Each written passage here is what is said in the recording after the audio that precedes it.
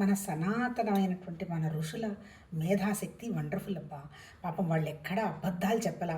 ఎంత స్వచ్ఛంగా ఆలోచించారంటే, ఎంత పవిత్రంగా ఆలోచించారంటే, ఎంత స్వచ్ఛంగా, ఎంత పవిత్రంగా, ఎంత ఆనందంగా మన జీవన విధానం ఉండాలనేటువంటి విషయాన్ని వాళ్ళు మనకి మార్గదర్శనం చేసి వెళ్ళారు. తెల్లవారు నిద్ర లేచిన తర్వాత మనం ఎలా ఉండాలి, ఎట్లా ఉండాలి, పరమాత్మ తత్వంతో రాత్రి పడుకొని ఉంటాం. లేస్తూనే మన ఆలోచనలు ఏవి అనవసరంగా ఉండవు, ప్రశాంతంగా ఉంటాం. అప్పుడు ఏదైనా నేర్చుకోవటానికి కానీ, ఏదైనా పూజ చేసుకోవడానికి ఉపయోగించుకోమన్నారు. అది సత్వగుణం. అది పొద్దున పూట 4 గంటలు, సాయంత్రం 4 గంటలు ఉందన్నారు. ఆ తర్వాత వచ్చేసేసి మధ్యాహ్నం పనంతా రజోగుణం, సూర్యశక్తి నడుస్తూ ఉంటుంది. అప్పుడు మంచిగా పని చేసుకోమన్నాడు. లాస్ట్లో వచ్చి తమో గుణం. రాత్రిపూట పని చేయలేం కదా, ఇప్పుడంటే లైట్లు గీట్లుండి వర్క్ చేస్తున్నారు కానీ ఆ రోజుల్లో లేవు కదా. అప్పుడు నిద్రపోమన్నారు.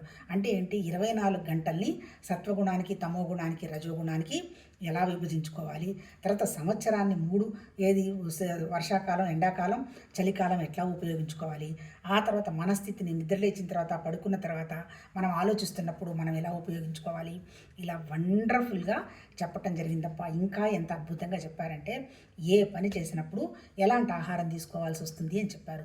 అంతే కదా.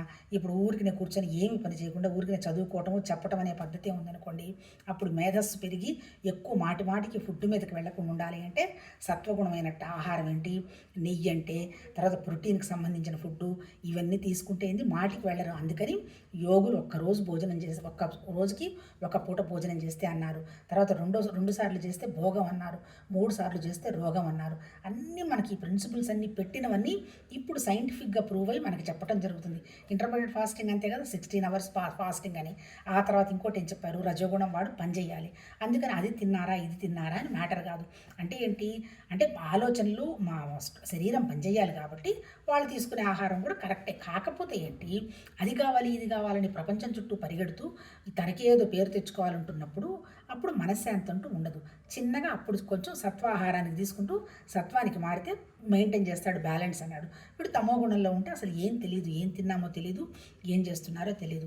అందుకని వాళ్ళకేం చెప్పారు, శరీరాన్ని వాడి కొద్దో గొప్ప సేవ పద్ధతిగా చేస్తే, అంటే భగవతత్వ సేవలాగా చేయగలిగితే మనసు వికసిస్తుంది అని చెప్పారు.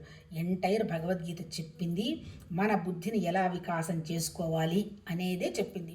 బుద్ధి వికాసం కావాలంటే మన దగ్గర ఉన్నటువంటి మూడు ఉన్నాయి మన దగ్గర. శరీరం ఉంది, మనస్సు ఉంది, వాక్కు ఉంది. దీన్ని మనోవాక్కాయాలు అంటారు.